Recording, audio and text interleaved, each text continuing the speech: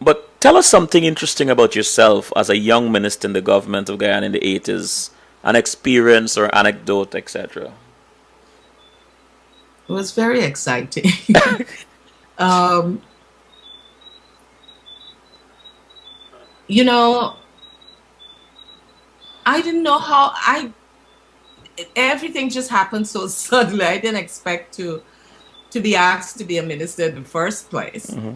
But when it happened, I felt good that I could be leading, that I could be in a leadership position to impact on people's lives. I felt good about that. Mm-hmm. And I remember in Parliament, Brother U.C. Quiana, he was on the opposition side for the WPA, and he had some concerns about public servants who had retired and were not receiving benefits and so on. And I was Minister of the Public Service at that point. And I guess the way in which I responded, it was like kind of surprising, because I wasn't opposing him and I wasn't being defensive, but saying, yes, thank you for this information, and this is how we will do it. And I got back to him right after Parliament and so on, and I went in to the office and did the work, and I felt very good about that. But one of the most exciting times was that wasn't a minister, I was on the opposition side. But as a minister, yes, I did feel good about being able to do something about the circumstances that existed at that time, and to help people, and not to make people feel that because they were opposing you, that they couldn't have an in the government, mm-hmm. and that they couldn't visit my office or come and help me, or I go out with them to do, to see communities. And that's what I like most of all. And working with people. I mean, they were Guyanese, so I didn't hate them, Ripu Daman Prasad, Dr. Chedi Jagan, Mrs. Jagan. I had some issues with what to do, like a book she had put out that was very degrading to Black Guyanese and people who voted, or people who were PNC and so on. But that came after. But while they were in the opposition and we were in government, I was as helpful as possible for them to have access mm-hmm. to the resources that we had. And that I enjoyed most of all. Thank you for that. June said, great work. Changing lives one at a time. I would like to help. And DSACCB said, it's pleasing to know that there are uplifting activities occurring in Guyana, and it is my hope that this will overshadow the negative activities. Back to you, Dr. Harding. Who is someone in your life who has served as a role model and mentor to you? Oh gosh, so many people. I think of this woman who was the president of Mills College of Education in New York, who was quite a role model for me because of the way she stood, even the way she said education, the way she pronounced the word education. I really admired her a lot. That was the woman that that meant a lot to me outside of my mom and my aunts, who I had an aunt who was a figurehead for us that was a master at caring and giving.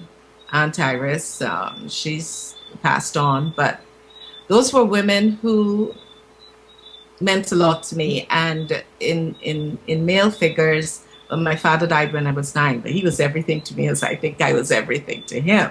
Mm-hmm. There was my uncle, Andrew Jackson, who was quite a stalwart. And these were people sometimes not for what they said, but the way they walked, the way they carried themselves meant a lot to me. It drove me, it motivated me, because the walk to me said a whole lot about who you are and able to project an image. You know, Forbes Burnham. Faith, I can't believe you did that. I was just about, you know what, I'm going to try my question. I can't believe that this just happened, but I'm going to call some names. Forbes Burnham. Yes. Dr. Jagan. UC Quayana. Fred Wills. Desmond Hoyt. I'm not trying to be chauvinistic here, so I'm going to mention Shirley Field Ridley, Viola Burnham, and even Janet Jagan. What comes to mind when you hear these names? Strength, power, vision. Wow. Caring people. I mean, I just saw, I guess not, I don't know how many people really knew Forbes Burnham. I just saw in him a masterful personality that just loved people. I mean, he would say to me, like, when he was talking to me about Clive Lloyd, he said, you know, Clive is a true Guyanese. I said, what made you say that? He said, the man is a true Guyanese. I mean, and he just like cared about people. You know, he would say, Faith, you know, what can we do for this community that's so, what bright ideas do you have? And I mean, he was such a man.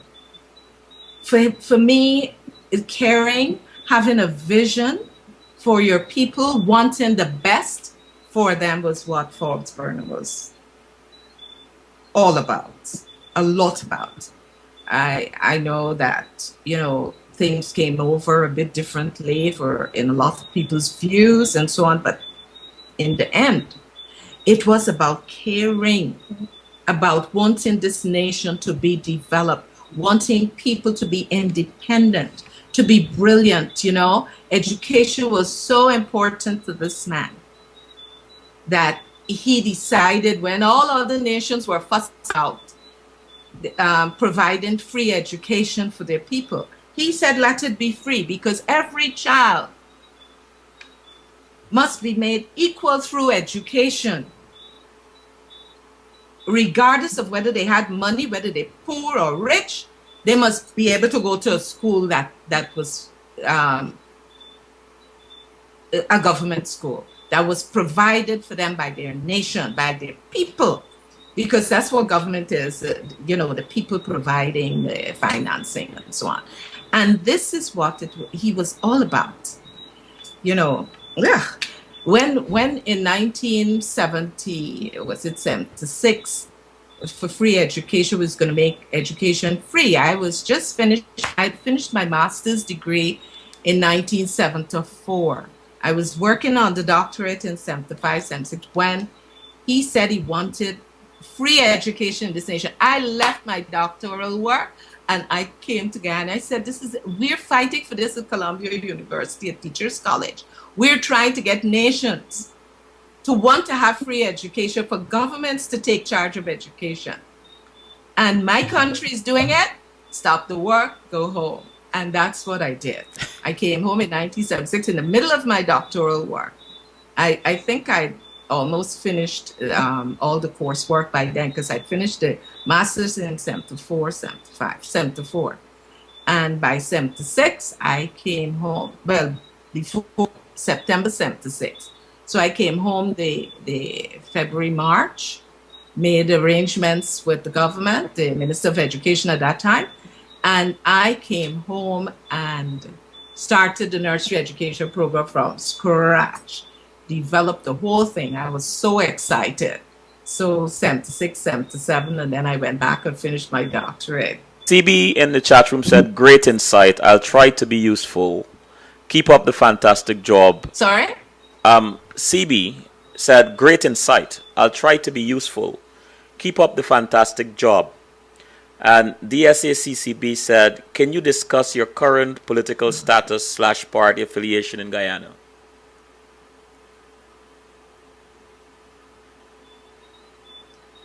Oh, I'm still a political animal. I love politics, but I don't belong to any party at the moment.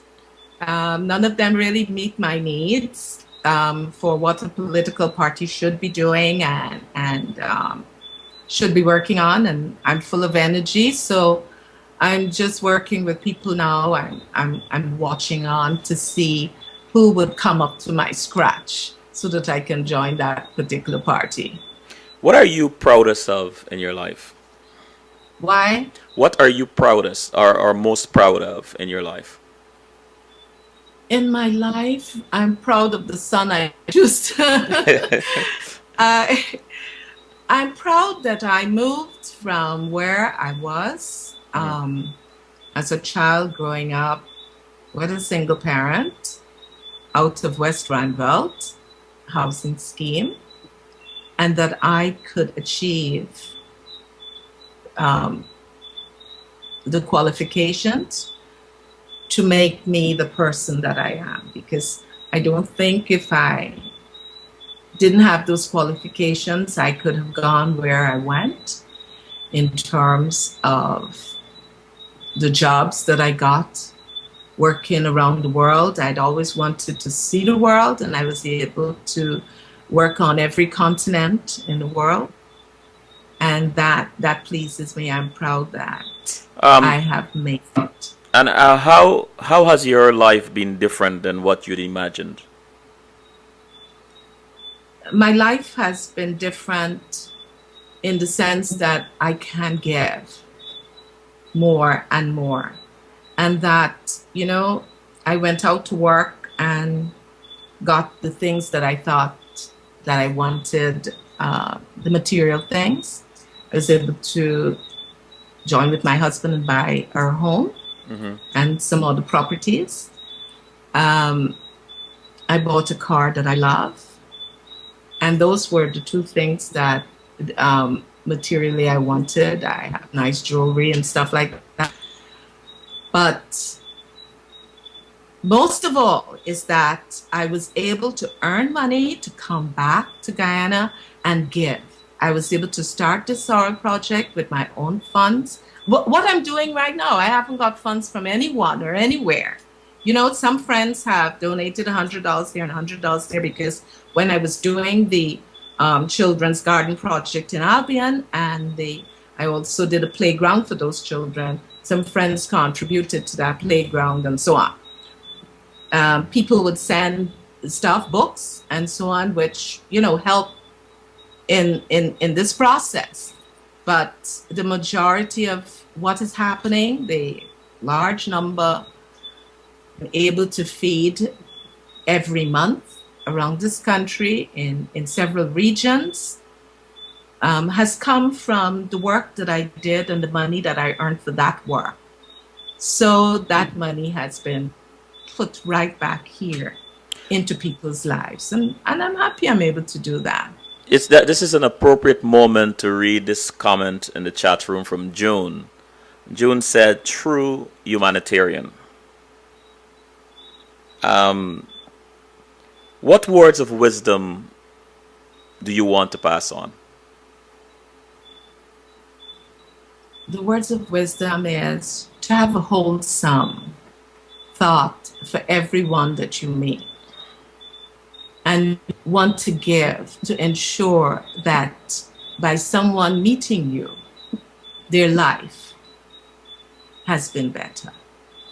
that what you give out makes that person smile or feel a sense of joy inside whenever you're with them, because you have a wholesome thought Have, about them and to share with them. and having traveled so extensively, um, what are your favorite places to vacation? I love East Timor. I just love that country. I love the Caribbean. I mean, I spent some time in, oh gosh, there's so many places to love. You know, I spent time in St. Martin, and it's such a beautiful place. The way that Prime Minister is, it's a woman Prime Minister, the way she's running St. Martin, it's just amazing. She has a beautiful country there.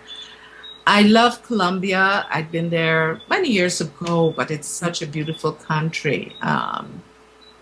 Bogota, Medellin, oh my goodness, beautiful, beautiful places, mountains like Guyana, you know, it's so rich. Those are the countries that come to mind right away. Of course, the United States of America, where I lived for over 18, 20 years.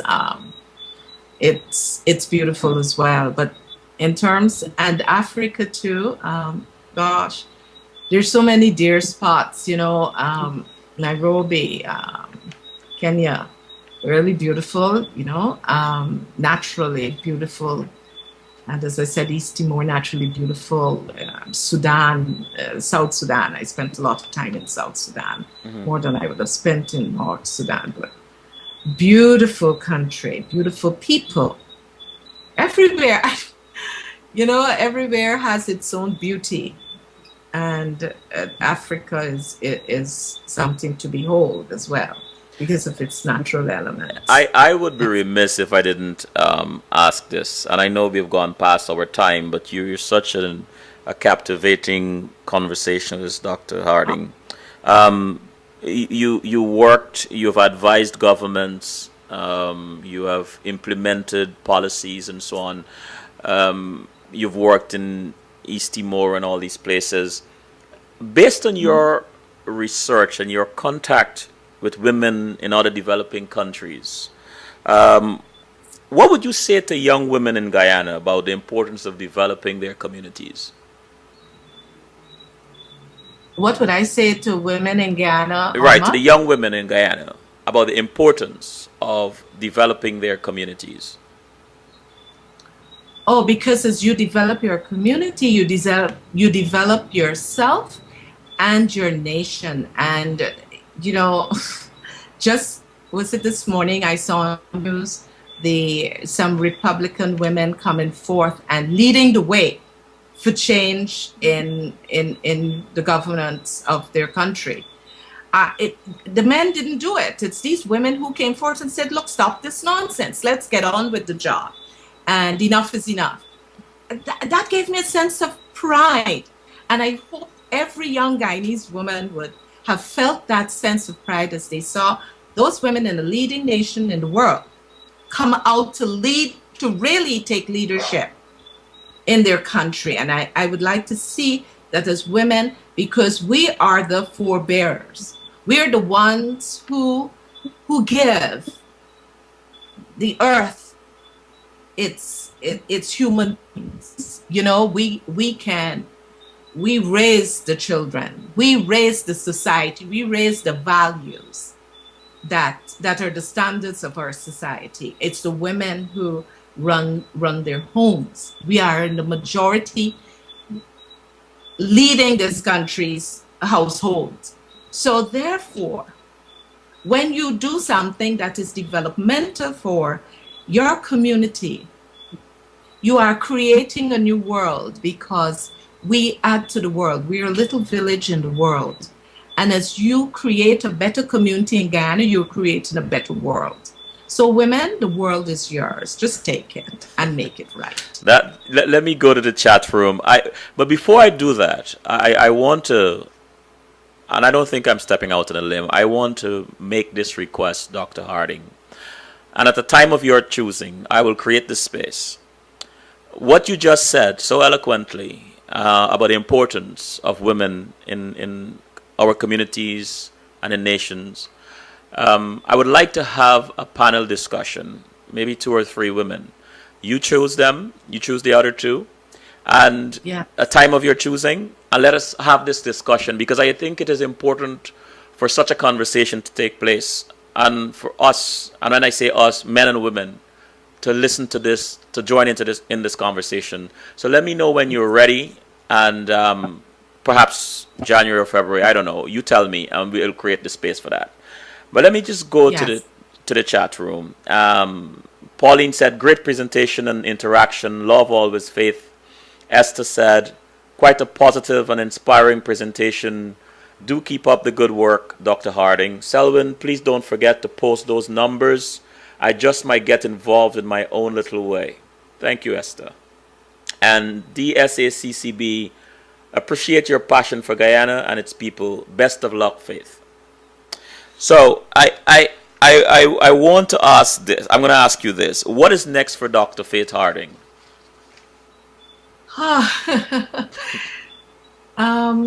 Just recently, I knew what I wanted to be in life because all the time I didn't know. I'm not embarrassed to say that. It's the truth. I didn't know what I wanted to be. I was just working. I was just doing things as my passion rose. But I want to be the president of this nation someday so that we can just make it all happen. The whole vision of Guyana and its place in the world, its place, first of all, in this region, because we've got a lot to give to the region, to offer the world, as we've offered so many acres, thousands of acres of land as the lungs for the world.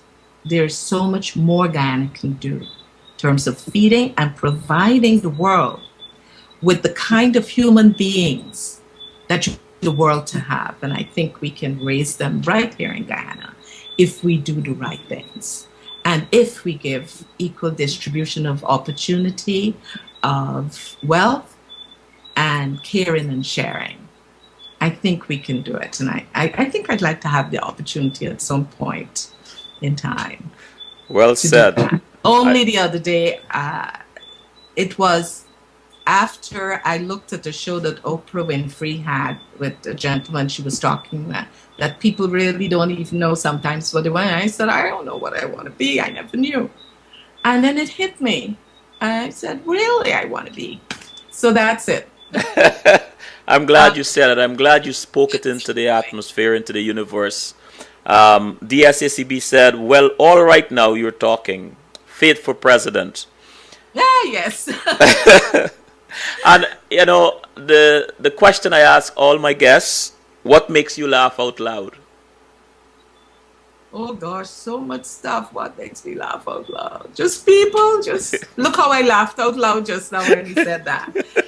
But I just love life. I love and you know, enjoying things around me and people around me. I laugh out loud with funny stuff.